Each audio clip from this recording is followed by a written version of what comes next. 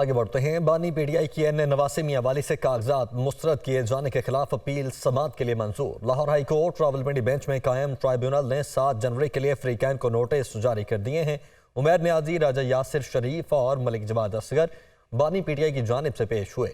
समाअत tribunal के जज justice Chaudhary Abdul अजीज ने की। तो बानी पीटीआई की एन नवासी मियां वाली से कागजात मुस्तरद किए जाने के खिलाफ अपील समाअत के लिए मंजूर हो चुकी है।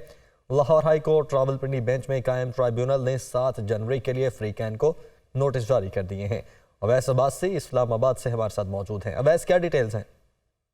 जी देखिए, बानी चेयरमैन पीटीआई की एन नवासी से मियां वाली से कागजात नामजदगी मुस्तरद किए जाने के खिलाफ अपील का ये मामला है। लाहौर हाई कोर्ट के रावलपिंडी बेंच में काम ट्रिब्यूनल ने दायर अपील समाअत के लिए मंजूर कर ली है। 7 जनवरी को समाअत के लिए मुकर्रर की गई है और आरओ समेत जो है फ्री कैंप को नोटिस भी जारी कर दिए।